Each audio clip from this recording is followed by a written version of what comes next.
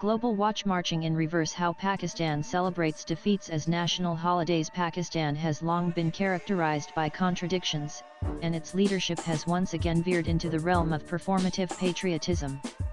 On this occasion, however, they have gone beyond their usual reliance on rhetoric or censorship, choosing instead to officially commemorate what is widely regarded as a strategic failure in the recent military standoff with India, following the latter's Operation Sindoor, which struck militant infrastructure and military targets without reprisal. On May 13, the Shahbaz Sharif administration announced a new national holiday, Yom Marquez Haq Day of the Battle for Truth, to be observed annually on May 10, not to mark a victory, but what officials framed as a moral success over India, despite experiencing significant military losses during the four-day conflict. The circumstances surrounding this newly instituted National Day of Valor are far from obscure. Between 67 and May 10, South Asia experienced an escalation of armed conflict between India and Pakistan.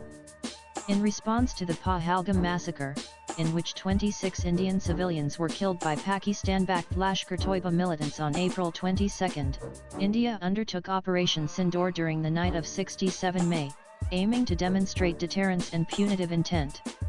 The operation targeted no fewer than 9 locations housing militant infrastructure and training camps across the line of control and within Pakistani territory.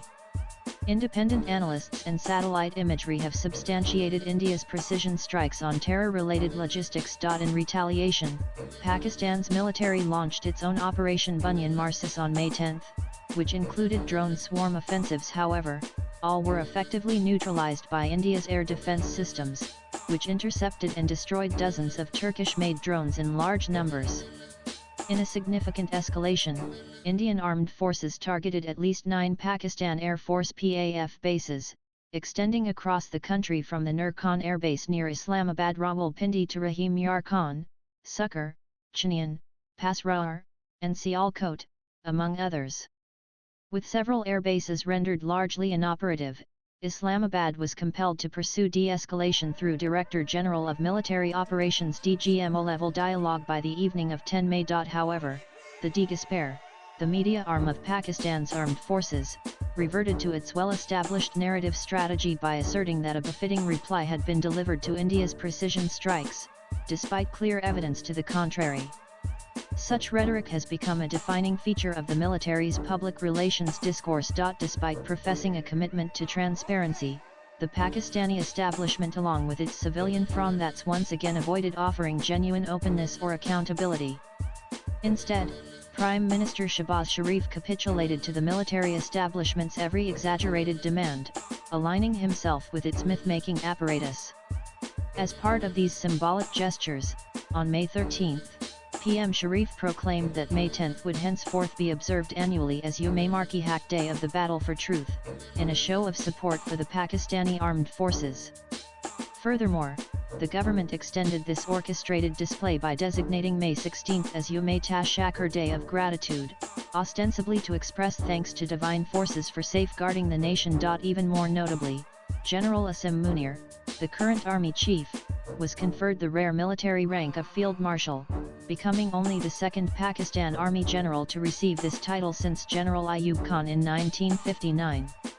This elevation is symbolic rather than operational, reflecting more the military's intent to project strength than any substantive achievement on the battlefield. However, these recent developments provide insight into the broader pattern whereby the Pakistani state, especially its military establishment, routinely transforms setbacks into celebrations to uphold its legitimacy. In the process, it not only actively reshapes historical narratives in real time but also employs national holidays as instruments of diversion and morale control. The strategy itself dates back several decades. In 1965, Pakistan launched Operation Gibraltar, aiming to provoke an uprising in Jammu and Kashmir by infiltrating regular army troops.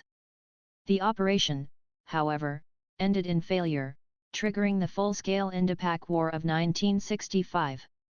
Ultimately, Pakistan ceded more territory than it gained and was compelled to agree to a ceasefire through the Tashkent Agreement of 1966. Nevertheless, each year on September 6, the country observes Defense Day, a solemn patriotic occasion featuring military parades and speeches glorifying Pakistan's alleged martial superiority. In 1999, Pakistani forces unlawfully crossed the line of control and seized strategic mountain positions in the Kargil region. The operation, carried out without civilian government approval, led to the deaths of hundreds of Pakistani soldiers as India launched a counter-offensive to retake the area. Nevertheless, General Pervez Musharraf, architect of the Kargil debacle, appointed army chief by Nawaz Sharif after bypassing two senior officers only months earlier, soon assumed control through a military coup. Even today, Kargil is remembered in segments of Pakistan's national narrative not as a failure, but as a bold display of military ingenuity. What remains consistent across these episodes is the deliberate reconfiguration of national memory. Military defeats are recast as stories of resistance, while tactical blunders are reframed as moral triumphs.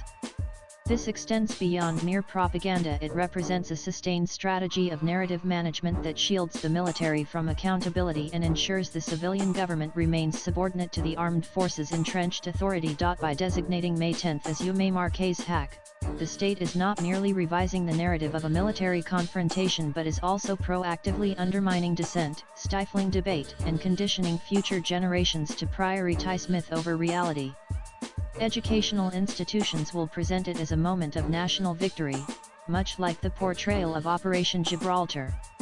Any critiques highlighting strategic failures or the true economic, diplomatic, and military costs are likely to be marginalized or suppressed. The utility of these contrived holidays is multifaceted. Firstly, they offer a cathartic release for a population grappling with economic hardship, political turmoil, and international isolation. In a nation beset by soaring inflation, a depreciating rupee, and frequent IMF bailouts, mythologized nationalism provides an inexpensive form of escapism that discourages critical inquiry. Secondly, such observances function as tests of loyalty. By requiring public participation in the commemoration of fabricated victories, the state fosters an environment where patriotism becomes performative and dissent is deemed perilous. Thirdly, and arguably most cynically, these holidays reinforce the military's hold over national identity. While in most democracies national holidays commemorate independence, revolution, civil rights, or peace, Pakistan's calendar is increasingly dominated by observances that glorify the military's role as protector and guardian, despite historical evidence to the contrary. These occasions are not simply commemorations but tools of militarist nationalism, deliberately crafted to obscure inconvenient realities. While every nation possesses its own symbols and moments of unity can be vital, when these symbols are founded on falsehoods and unity rests upon denial, the outcome is not strength but stagnation. Consequently, the Pakistani establishment is offering its population triumphalism in a continuous stream of delusion rather than the truthful account to which they are entitled. Swipe left for next video. Moving forward, although Yom Marquez Haq will likely be observed with parades, speeches, and patriotic songs, behind the flags and slogans lies the reality of a state regressing where defeats are recast as triumphs, and history is rewritten not by scholars but by military leaders. Unless Pakistanis demand accountability from the establishment, their nation will remain ensnared in a cycle of self-deception, mistaking every backward step for progress. The writer is an author and a columnist. His X handle is Aaron Anand Live. Views expressed in the above piece are personal and solely those of the author. They do not necessarily reflect NEWS18's views. Latest blogs.